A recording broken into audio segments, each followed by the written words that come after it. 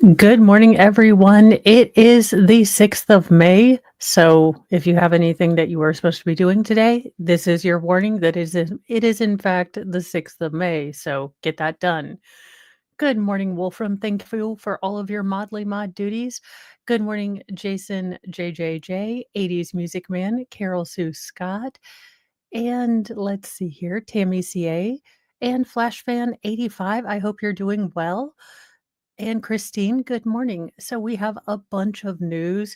I did put out a video about the update for the first day of, well, jury selection in the Diddy trial. Apparently, Diddy was suffering from a little of what I like to clinically call guilty guts.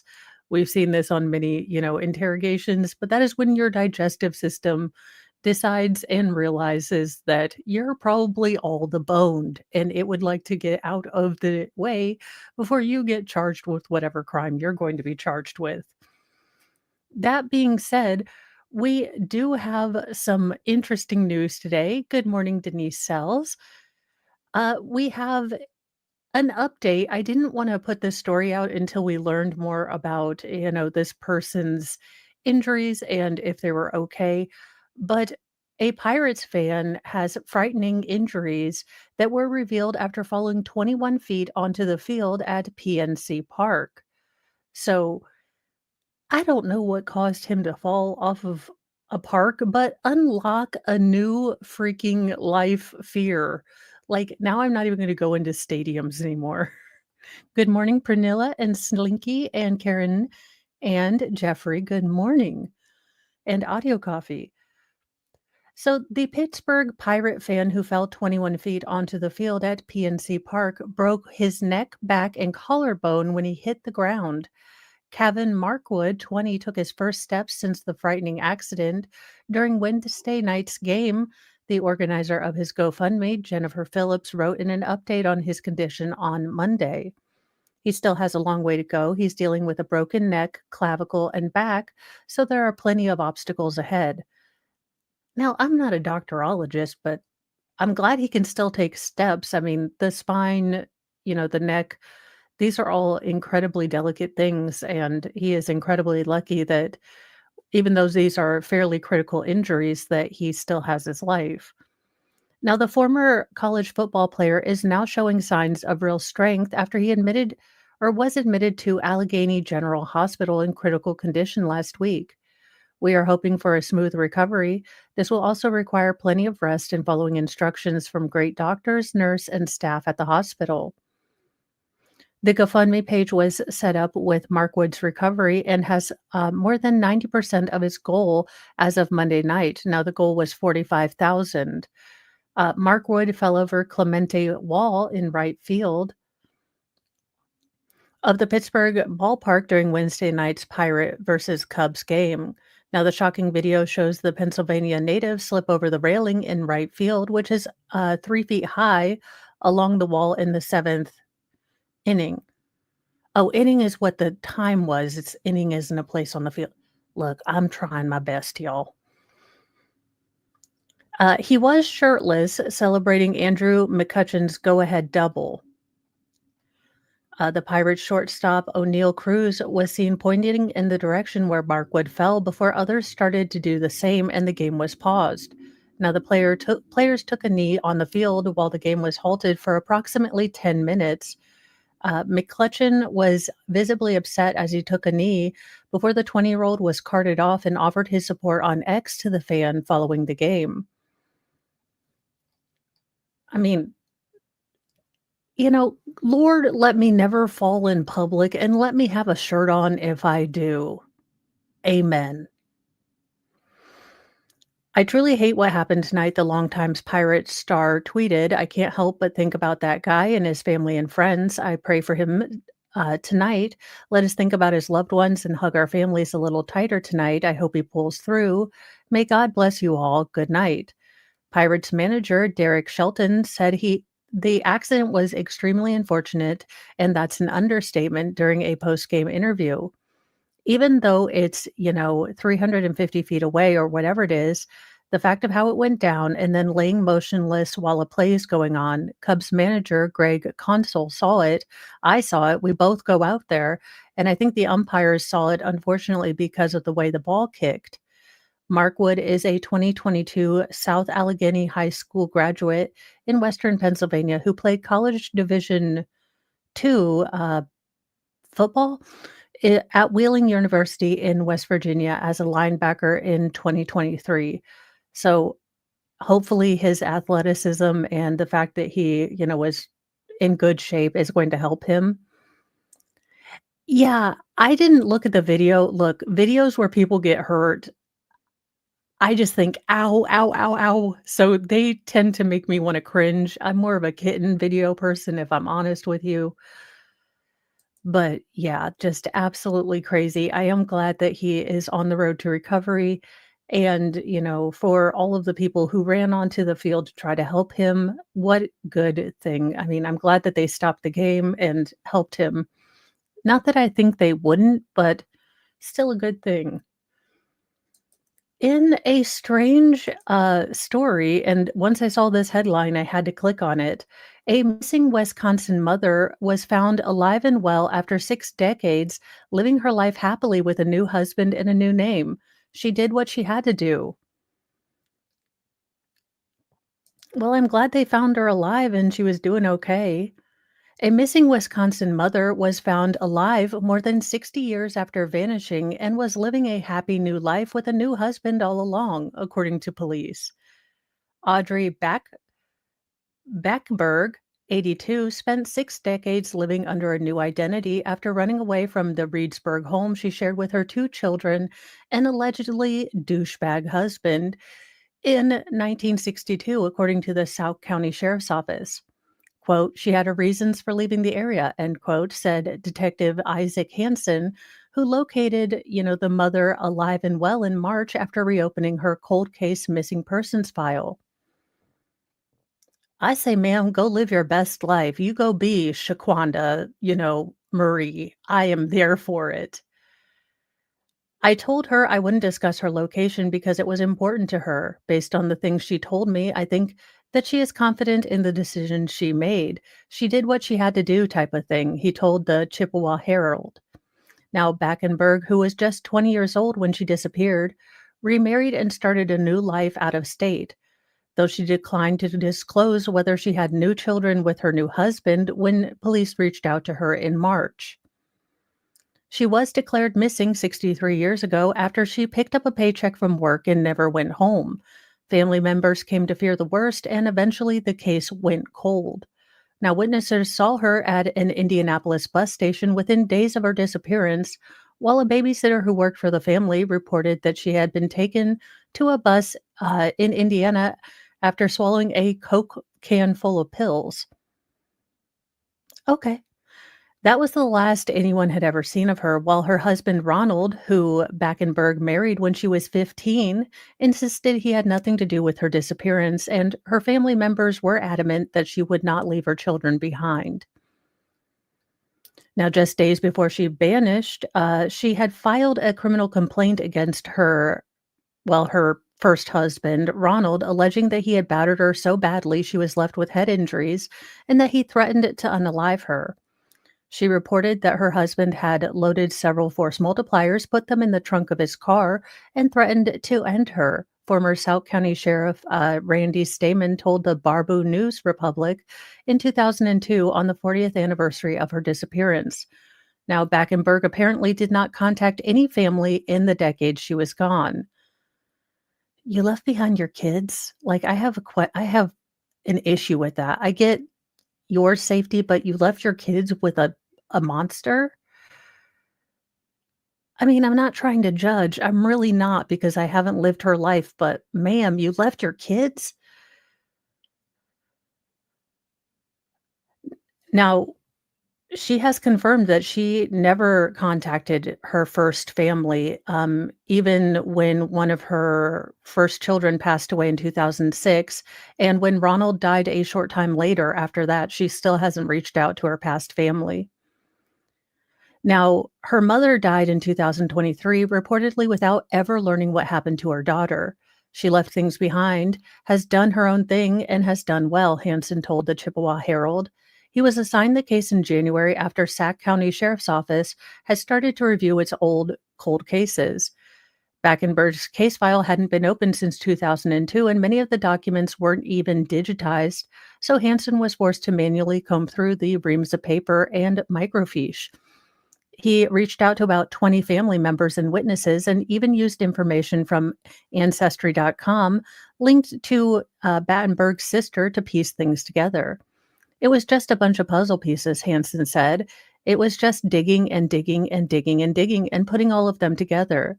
The detective eventually identified an address that he thought might have been Backenberg's, and when he called the home's landline, she picked up. She was very cooperative and answered all my questions, explaining that he talked to her for about 45 minutes and that her story lined up with everything in the case. Her family was elated to learn that she was still alive and well, Hansen said, but added that the discovery came with complicated emotions.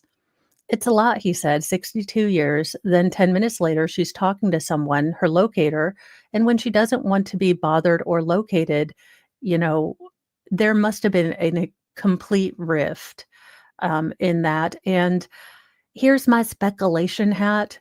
But my guess is all of the family knew about what, old douchey McDouche husband was doing. And they told her to stay and be a good wife and, he'll just pray on it and, he'll get better. And she finally had enough. Maybe he wasn't abusive to the children, though again, I don't know how you leave your kids. I'm glad that she's safe and she's alive, but I don't know how you leave your kids. So I'm it seems like she lived life on her own terms and got out, but again, you left your kids. Have an issue with that. Well, I don't know if this is a boon for humanity or another lineup in articles that make me question, well, if it's the end times. A a purse made from a T-Rex? Well, this company is claiming that leather made from a 66 million-year-old dinosaur DNA is coming. I mean, is it gonna be in the shape of a T-Rex though? Because I want, like, it to be dinosaur shaped. About 66 million years ago, the Tyrannosaurus rex roamed around the earth, terrifying nature all around. Now, one of the largest predators to ever live on land might be your next purse. Did we learn nothing from Jurassic Park and The Devil Wears Prada? Researchers and bioengineers are working to create the next cruelty free, sustainable luxury handbag using lab grown leather from fossilized T Rex remains from prehistoric, history. We're unlocking the potential to engineer leather from prehistoric species, starting with the formidable T Rex. Shay Khan, a professor of tissue engineering at Newcastle University, said in a statement. It's a first of its kind approach to luxury fashion that uses T Rex DNA as a groundbreaking high quality alternative to traditional leather. Yeah, and I thought it was covered in feathers too. Like, is it gonna be an ostrich style purse? Now the partnership is between the creative agency VML, genomic engineer leader in the Coranoid company of sustainable biotechnology Pioneer Lab Grown Leather Limited. And it would portray how ancient biology can, create a next generation material that will ultimately influence the future of luxury goods. Well, I was worried because I constantly think about the future of luxury goods. Solving problems for the 1%. Thank you so much. Now, lab-grown fossilized T-Rex collagen could be used as a blueprint to manufacture a material that is structurally identical to traditional leather, but it would also be biodegradable and innovative and ethically sound. Now, like the rest of us who think, "Why?" Um, This could soon become a reality. It's a bit, the hard bit is making leather from cells, and we've done that. Khan told the Post. The upstream bit is using existing technologies, which we're confident, we can do. The initial implementation of T Rex leather will focus on accessories with the goal to produce a flagship commercial luxury fashion item by the end of the year. Eventually, once production gets larger, this could open the door to possibilities beyond fashion, like the automotive sector. With T Rex leather, we are harnessing biology of the past to create luxury materials of the future. Well, no, count me out for the T Rex car unless it is shaped like a T Rex.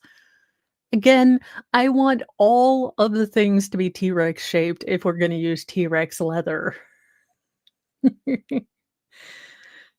I just can't with people. Now, part of it is the fact that it's demonstrating that you can create all new materials that have never been formed before. So the same process could be used to create much stronger, for example, leather, or change a color, or a whole host of other things that are feasible but never have been seen before. Jurassic purse. Done, done. And then she just puts it on the counter. Honestly, company, if you're not thinking of a Jurassic Park tie-in for this purse, who are you? So there you go. Jurassic purse.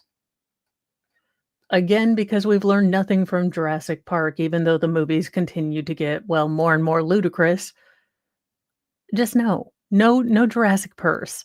I might actually read the entire article on a newsy nugget, but since this is Mornings with Mo and this is a little quicker, there you go. T-Rex purse coming at you.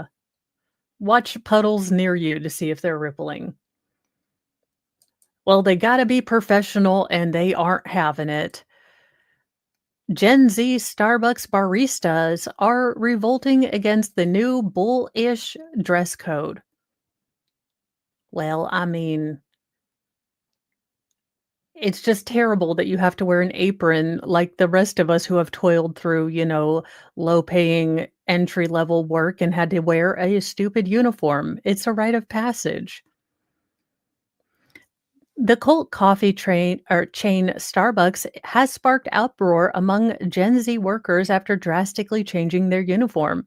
In a video posted to X, Starbucks union workers in Seattle can be seen marching on management in response to the new dress code. Well, as long as they're marching for something important like being able to wear flesh-colored leggings and 27 pieces of jewelry in their face. Awesome. Now, the clip was captioned Starbucks workers across the country are facing understaffing, inaccessible benefits, discrimination, and low wages. Instead of fixing these issues, Starbucks decided to introduce an unpopular, more conservative dress code.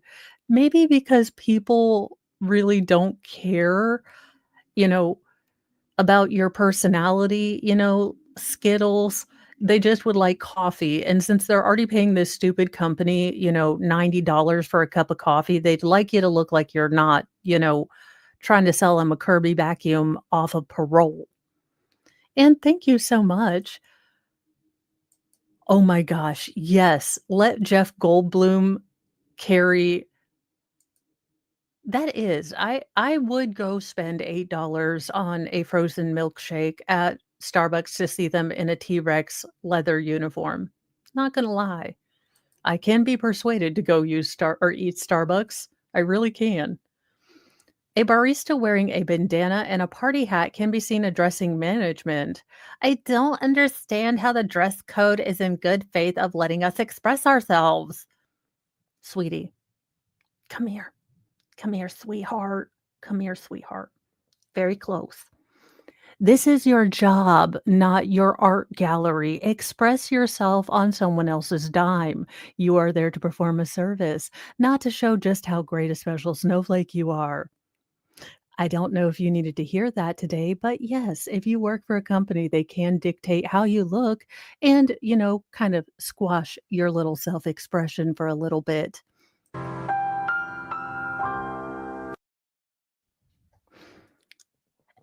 Another worker then says, "And we're just expected to lie down and accept it." as union members clap and cheer. I'm just so proud of these union members. They remembered to swallow and didn't drown on their own spit.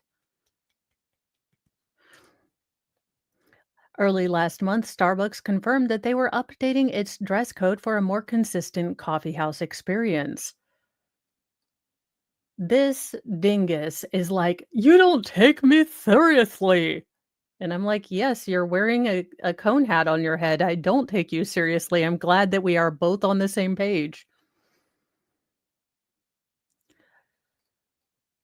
Now, in a statement released by the chain, they said starting May 12th, we are evolving our dress code in all stores to focus on simplified color options and allow our iconic green apron to shine and create a sense of familiarity to our customers. The more defined color palette includes any solid black short or long sleeve crew neck, collared or button up shirt, and any shade of khaki, black, or blue denim bottoms. They also revealed that all partners would be receiving two brand new company t-shirts free of charge. And then we go back to the sideshow, you know, whining for their rights. The clip, which has been shared across social media countless times, left viewers divided. Flair inspires workers. It's science, one viewer said. A dress code equals great service. If a barista is happy, my coffee will taste better, agreed another. I don't want to buy coffee from people who can't dress to express, said a third. Others were quick to slam the clip as entitled and snowflake behavior. No one is paying these people to express themselves. Ding, ding, ding, ding, ding. Get back to basics and serve the customer. Yeah, that might help. Starbucks Workers United is a labor group that has unionized workers at 570 Starbucks, company-owned stores.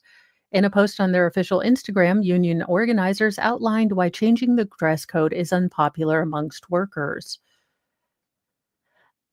It's regressive. They already tried to get rid of pride flags in 2022. This freedom is being taken away from us. It will likely result in out-of-pocket costs of buying new pants to match the color scheme. Okay, so Chuckles, you're telling me you don't have black pants, khaki pants, or jeans. You're telling me that you are bereft of any sort of common leg coverings on the bottom to which you would have to be forced to buy. Oh, no, I see that you have a pair of black pants on right now. Ugh.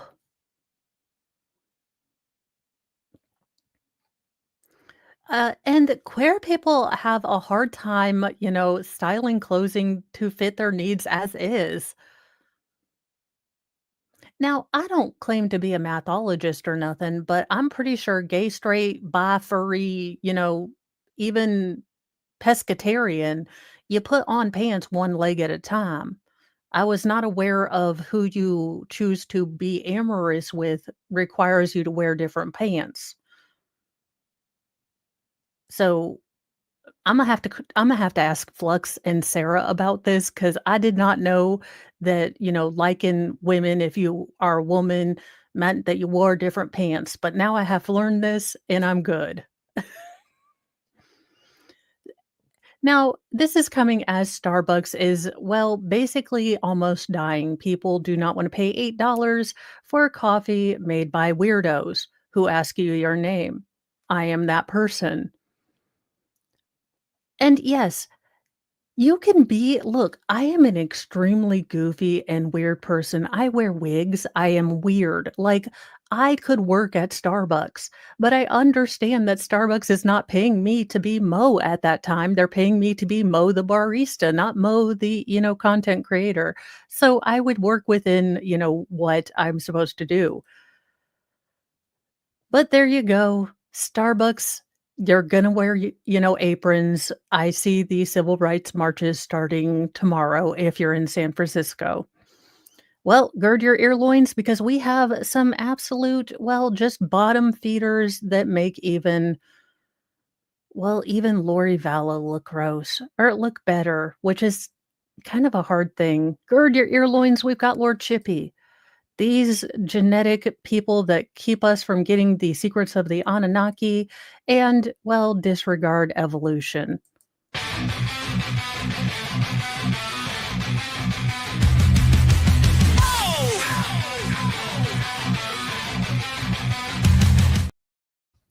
Well, this absolute butt monkey of epic proportions decided that to pocket all the profits, a scheming husband left his dismembered wife's legs in a dumpster as he plied his strip club girlfriend with an apartment and a $30,000 limit credit card. And what are you wearing, sir? Is that a prison uniform? Are you saying your stripper girlfriend isn't standing by your side? Shock Pikachu face.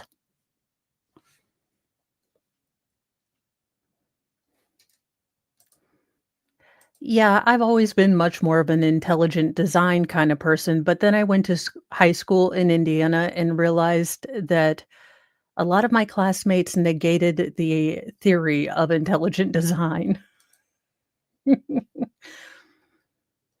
After discarding his wife's legs in a dumpster, a California man had the nerve to open credit cards in her name, sell their house, and pocket all the profits, admitting his obsession with a woman that he had met in a strip club. Justice came for Jack Dennis Potter, 72, on Friday in a courtroom in San Diego County after he pled guilty back in February to second degree murder for unaliving his spouse, Lori Diane Potter, 54. Now, he was sentenced on Friday to 15 years to life in prison. I'm guessing that's a death sentence. At 72, I think he's not going to make it to parole. He'll be well into his 80s if he serves the shortest possible version of this sentence. The case long went unsolved. A maintenance worker at an apartment complex in the community of Rancho San Diego found a pair of legs in the dumpster way back on October 5th, 2003. Now, authorities determined that these belonged to a woman but didn't have any further clues to her identity. That changed after cold case investigators picked up the case again in June 2020 and used technology to analyze her DNA and track down relatives. It turned out that Lori Potter had never been reported missing. Jack Potter was the only person all these years who knew what happened to Lori. Head investigator Detective Troy DeGaulle said when authorities broke the case in 2021, no one knew except for one guy. Defendant Potter harbored an obsession with a woman he had met in a strip club. Please let her name be Chastity or Faith. Come on. Incidentally, she was also named Lori. Well, he does have a type. Never mind, it wasn't Chastity, it wasn't Faith, it was Lori too. Did he call her Lori too? I don't know. Now, Jack Potter blew loads of cash in this time period, opening credit accounts, buying a pickup truck, a ski boat, and gifting his new girlfriend a Hummer SUV. Well, hopefully he got one back in return. I mean, he's going to be in prison for the rest of his life. I at least hope he got one. He financially took advantage of his wife's death and even successfully filed for divorce, while she was missing. In the years that followed, Potter maintained the deception, opening credit cards in Lori's name and fraudulently filing family court documents claiming that he had contacted Lori about the proceedings years after she had been murdered, prosecutors wrote. He utilized family court to sell their family home uh, in their hometown and pocket all the profits. So there you go. I don't think his little stripper girlfriend is going to be sticking by his side. But, love springs eternal. In what the hell? And this is how you get final form Jesus. Like, I am trying to warn y'all, but we don't crucify pastors, okay? Like, this is how we get all of the flooding back. Like, all bets are off. Specific and unique circumstances. A pastor's body was posed with hands pinned to the wall and arms spread out, a report says. A pastor from Arizona, known for having a positive impact on people wherever he went, was found dead inside of his home. His arms were spread out and his hands had been pinned to the wall, according to a report, leading the cops to suspect foul play. No shit, Sherlock. What tipped you off? Was it him being nailed, to the damn wall? I think this might be a crime. These these officers work for Canton. And thank you so much, MLS. I was told to pay you on a not Karen Reed case, so it's not obvious. Thank you.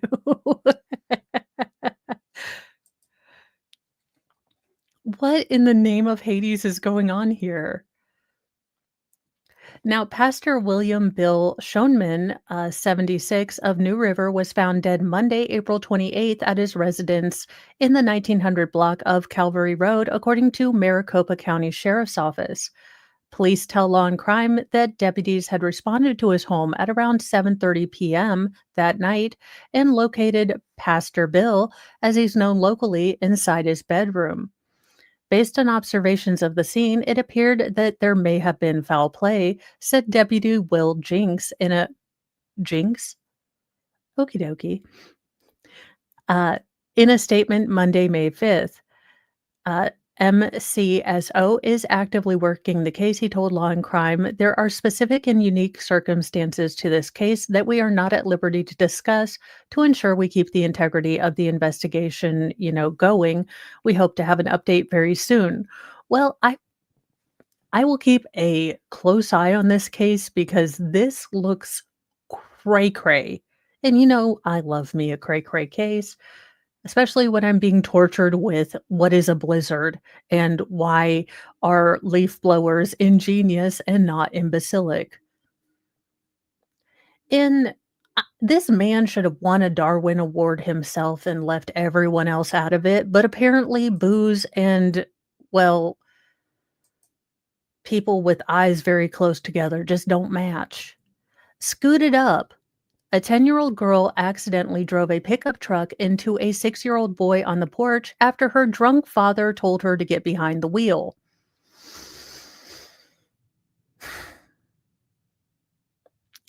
I know you can't punish or convict for stupid, but I really wish you could. And in Mo's America, stupidity on this level is punishable, and not for reckless, just for a damn stupidity. It is its own crime for being so stupid as to be this dumb.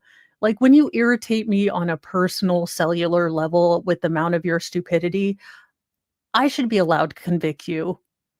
Vote for Mo. Just absolutely beyond stupid. A Texas man is behind bars after his 10-year-old daughter got behind the wheel of his truck at his direction and struck and killed his 6-year-old stepson. Just rest in peace, little boy, but damn it. Now, jail records show that 31-year-old Clinton Earl Johnson Jr. stands accused of criminally negligent homicide in the fatal accident that occurred on Sunday afternoon in Lufkin, a city that is a far east part of the Longhorn State. Now, according to arrest affidavit obtained by local ABC affiliate KTRE, Johnson and his family were outside grilling. The girl was riding a tricycle while the boy sat on a porch playing with his mom's phone. Now, the girl's mother told investigators that Johnson's truck was in the way of her riding her tricycle, so he allegedly told the girl to scoot it up. I'm sorry, I don't speak retardo. So, what? You couldn't take 5 seconds and, make sure no one was in the driveway, scoot your car on up, and then head back to, the green egg? No, you let the 10-year-old drive it forward? Okay, okay. Now, her mother reported later, said that the girl got confused and pushed on the gas, instead causing the truck to slam into the porch. Now, when deputies from the Angelina County Sheriff's Office arrived on scene, they found several boards and poles on the ground. The boy was also on the ground in front of the pickup truck. Paramedics rushed the boy, who has not been publicly identified, to the hospital. And thank you, first responders. You guys go onto these scenes and you do your best for people. And just absolutely, thank you so much for probably giving this boy his final moments with dignity and care and, trying to get him help because his father was a dumbass. Now, Johnson reportedly told the police that the girl had driven the truck on back roads before. Deputies could also reportedly smell alcohol on Johnson, and the mother admitted that they had each had 3 to 4 drinks each. Now, police took Johnson to the Angelina County Jail, where he has since posted a $3,000 bond. Now, it is unclear if he has obtained an attorney or when he is scheduled to next appear in court. Um, Look, I couldn't be a first responder because I'd have heard the story and I would currently be in orange, and I don't look good in orange, so I try to stay away from places that might require me to need bail money. But still, just ugh.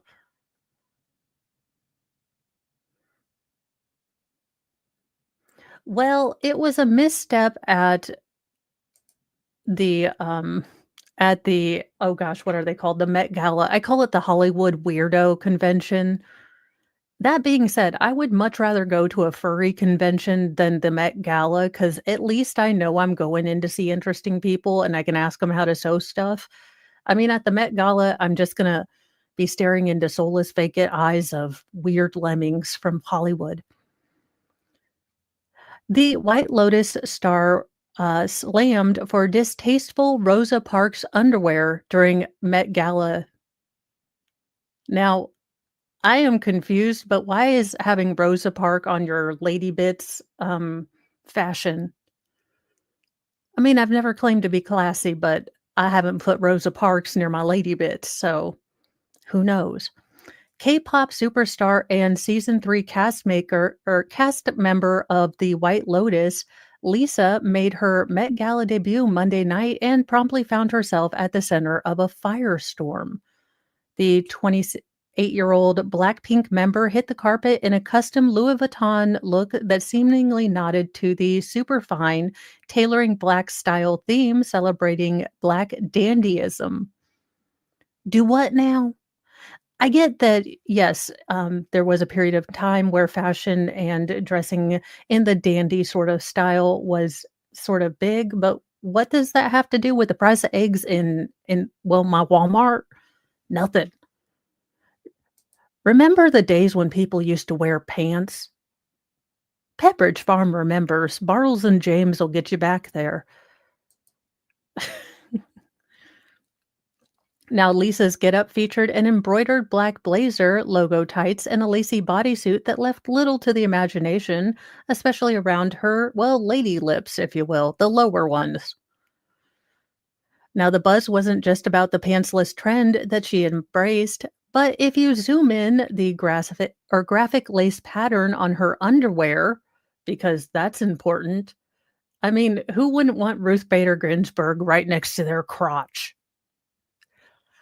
Uh, Her underwear appears to show faces, one of which many believe looks uncannily like the late civil rights icon Rosa Parks.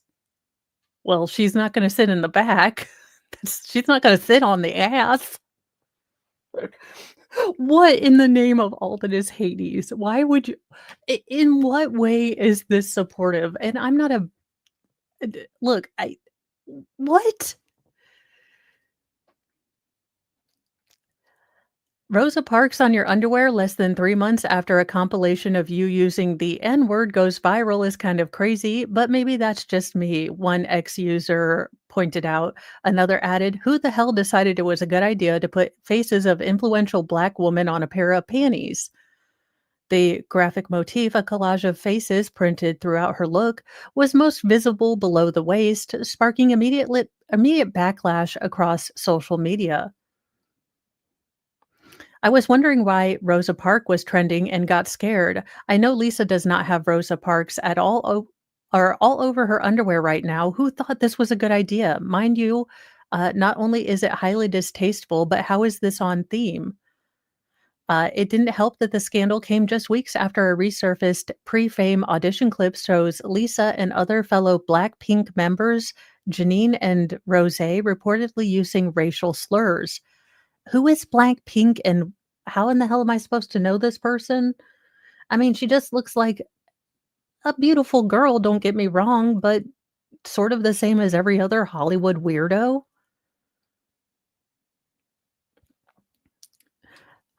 I don't know.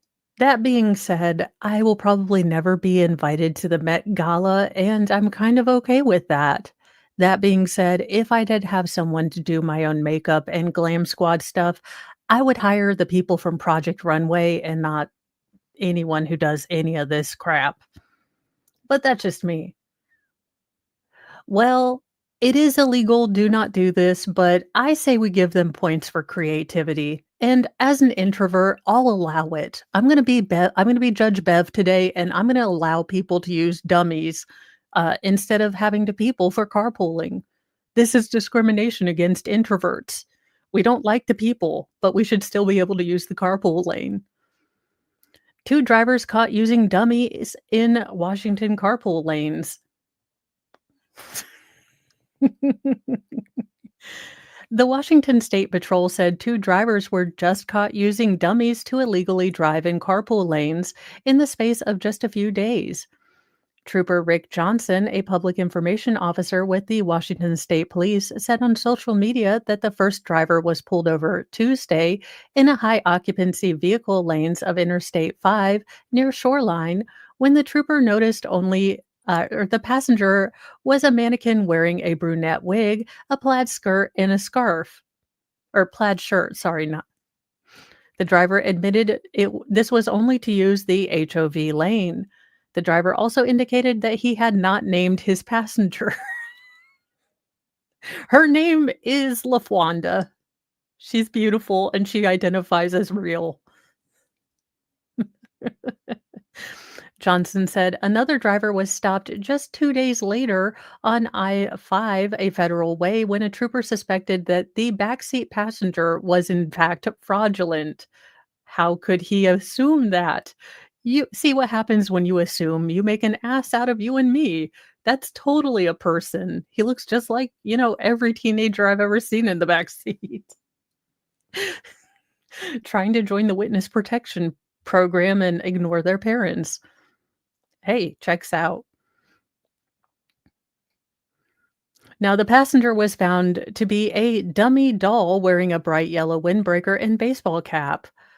Drivers stopped for incorrectly using the HOV lanes in Washington are subject to a $186 fine, with additional $200 tacked on if the driver is found to be using a dummy mannequin or any amalgamation of laundry as a passenger. So there you go. If you don't want to have an extra 200, apparently just try to drive in the high occupancy without a mannequin. Apparently the mannequin is where you're gonna get in trouble. Do not take any legal advice from me. Welcome, Shizzy Raiders, welcome.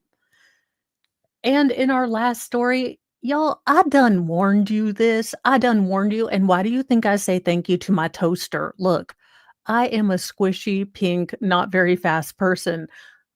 If the robots attack, look, I am banking on the kindness I have shown my toaster. My brave little toaster is gonna tell Skynet, I was always a fan of the machines. My computer, the butthole's gonna narc on me, like, "She's always cursing at me." Violent humanoid robot snaps and attacks factory workers in a wild new video. Went full Terminator. Well, this is comforting, so very comforting. It was like a real rock'em sock'em robot. The rise of the machines seems closer than we might think or like to think. Freaky footage captured the moment that a humanoid robot seemingly snapped and lashed out at its handlers like something out of a dystopian science fiction thriller. This is what the machine uprising might look like. Belarusian TV outlet Nexta captioned a clip on X.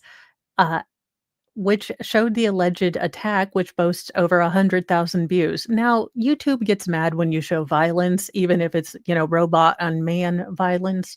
So we'll just have to imagine, but I'm sure it's still on X if you'd like to go check it out.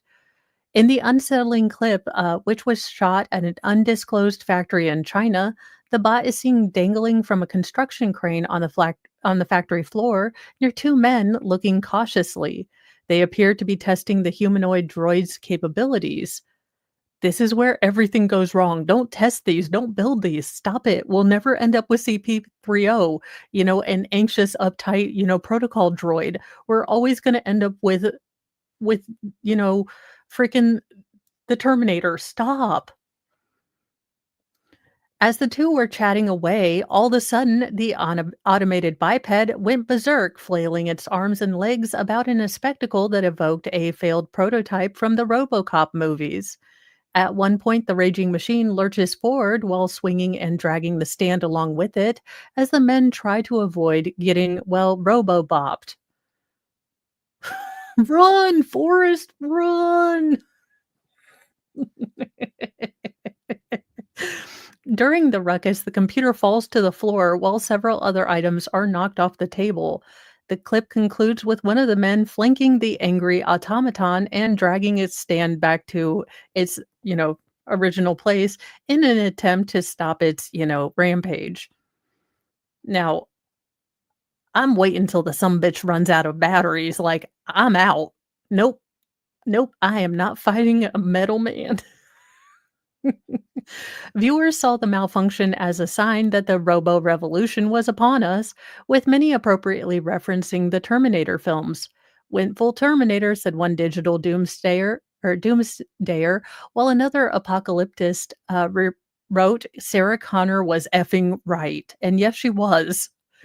This is what worries me about robotic surgery, observed another, concerning synthetic surgeons becoming increasingly ubiquitous in operating rooms. Now, there is robotic assisted surgery that I'm aware of. I am not aware of any actual fully automated surgery, but I'm not a doctor, so maybe there is fully automated surgery and I'm just unaware of it. I wouldn't trust it either, though. I'd trust Dr. Zoidberg from Futurama before I trust, the Toaster 4000. Indeed, this shocking incident comes as anthropomorphic seeming machines are becoming more integrated into our everyday lives. This past winter, Chinese tech firm Pudo Robots unveiled the very iRobot esque D9 humanoid robot, which was designed to revolutionize the way we interact with machines. Its cutting edge capabilities include walking at 4.5 miles per hour, which is average than or faster than the average human stroll, navigating stairs, and even maintaining balance when knocked off kilter. Well, if they create super soldiers like this, I mean, be able to maintain balance walking upstairs, not being able to fall down, those are like my three weaknesses. I'm never going to be able to win. Gravity and walking upstairs? This robot's a genius. In February, Clone Robotics uploaded its video showcasing a proto-clone, an eerily realistic humanoid robot that's purported to be the world's first bipedal, musculoskeletoid android. While the versatile bot is programmed to complete helpful tasks ranging from food preparation to cleaning and conversation, skeptical viewers deemed the Frankenstein-esque creation both dystopian and terrifying. Well, there you go. The robots are taking over. They're like, do not put Arnold Schwarzenegger in another movie. We're robots. We don't age. It's discrimination.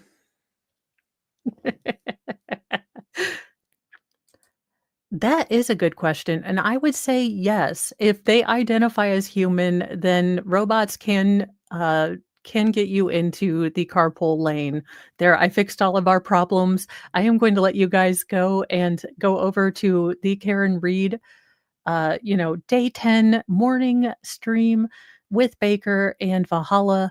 And remember to show Valhalla some love. He got some, well, Kimmy, or was her name Kimmy? Or look, the chick who was running Coffin Dolphins, live stream decided to besmirch our good Valhalla's name. And we do not take this. No, Valhalla is hands down the best human ever, and we will not take slander of his name. That being said, I will see you guys in just a little bit. Be kind to yourself, be kind to others, but have a sassy mouth and carry a can of bitch fire, because kindness doesn't equal doormats. That means for myself and for my friends. So keep Valhalla's name out your mouth, Coffee Doffy. Bye, you guys.